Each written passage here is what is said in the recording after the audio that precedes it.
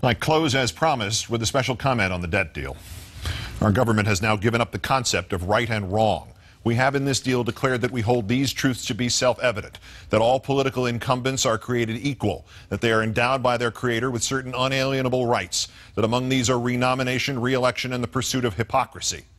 We have in this deal gone from the four freedoms to the four great hypocrisies. We have superseded Congress to facilitate $750 billion in domestic cuts, including Medicare, in order to end an artificially induced political hostage crisis over debt originating from the bills run up by a Republican president who funneled billions of taxpayer dollars to the military-industrial complex by unfunded, unnecessary, and unproductive wars, enabled in doing so by the very same Republican leaders who now cry for balanced budgets, and we have called it compromise.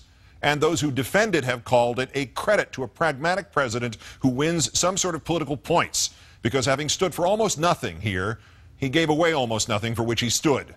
It would be comical if it were not tragic. Either way, it is a signal moment in our history in which both parties have agreed and codified that the political structure of this nation shall now be based entirely on hypocrisy and political self-perpetuation. Let us start with the first of the great hypocrisies, the committee. The Republican dogs can run back to their corporate masters and say they have forced $1.5 trillion in cuts and palmed off the responsibility for them on this nonsensical super Congress committee. For 2.5 brutal years, we have listened to these Tea Party mountebanks screech about the Constitution of the United States as if it were the revealed word and not the product of other, albeit far better, politicians. They demand the repeal of amendments they don't like and the strict interpretations of the ones they do, and the specific citation of authorization within the Constitution for every proposed act or expenditure or legislation except this one. Where does it say in the Constitution that the two houses of Congress can, in effect, create a third house to do their dirty work for them, to sacrifice a few congressmen and senators so the vast majority of incumbents can tell the voters they had nothing to do with this? This leads to the second of the great hypocrisies, how in the same breath the Republicans can create an extra constitutional super Congress and yet also demand a constitutional amendment to force the economic stupidity that would be a mandated balanced budget. Firstly, pick a side, ignore the Constitution or adhere to it. And of what value would this mandated balanced budget be? Our own history proves that at a time of economic crisis, if the businesses aren't spending and the consumers aren't spending, the government must spend. Our ancestors were the lab rats in the horrible experiments of the Hoover administration that brought on the Great Depression, in which the government curled up into a ball while it simultaneously insisted the economy should heal itself, when, in times of crisis, then and now, the economy turns out to be comprised entirely of a bunch of rich people who will sit on their money no matter if the country starves. Forgotten in the Republican voodoo dance, dressed in the skins of the mythical balanced budget, triumphant over the severed head of short-term retrenchment that they can hold up to their moronic followers, are the long-term implications of the mandated balanced budget. What happens if there's ever another war, or another terrorist attack, or another natural disaster, or any other emergency that requires a government to spend $1 more than it has? A constitutional amendment denying us the right to run a deficit is madness, and it will be tested by catastrophe sooner than any of its authors with their underdeveloped imaginations that can count only contributions and votes can contemplate. And the third of the great hypocrisies is hidden inside the shell game that is this super Congress. The super Congress is supposed to cut evenly from domestic and defense spending. But if it cannot agree on those cuts, or Congress will not endorse them, there will be a trigger that automatically cuts $1.2 trillion or more. But those cuts will not necessarily come evenly from the Pentagon. We are presented with an agreement that seems to guarantee the gutting of every local sacred cow from the Defense Department, except if the congressmen and senators to whom the cows are sacred disagree and overrule or sabotage the super Congress, or except if for some reason a 12-member committee split evenly along party lines can't manage to avoid finishing every damned vote 6-6. We're cutting defense, unless we're not. The fourth of the great hypocrisies is the evident agreement to not add any revenues to the process of cutting.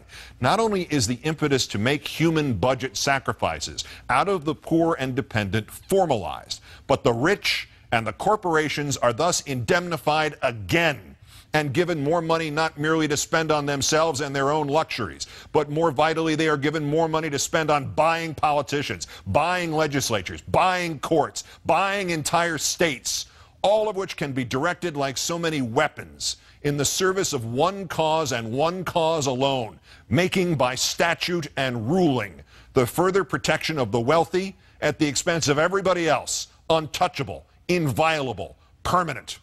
The White House today boasted of loopholes to be closed and tax breaks to be rescinded later by a committee that is yet to be formed. There are no new taxes except the stealth ones enacted on 99 out of 100 Americans by this evil transaction. Every dollar cut from the safety net is another dollar added to the citizen's cost for education, for security, for health, for life itself. It is another dollar he can't spend on making a better life for himself, or at least his children. It is another dollar he must spend instead on simply keeping himself alive. Where is the outrage over these great hypocrisies? Do you expect it to come from a corrupt and corrupted media for whom access is of greater importance than criticizing the failure of a political party or defending those who don't buy newspapers or can't leap website paywalls or could not afford cable TV? Do you expect it to come from a cynical and manipulative political structure? Do you expect it from those elected officials who no longer know anything of government or governance, but only perceive how to get elected or how to pose in front of a camera and pretend to be leaders? Do you expect it from politicians themselves who will merely calculate whether or not it's right based on whether or not it will get them more contributions?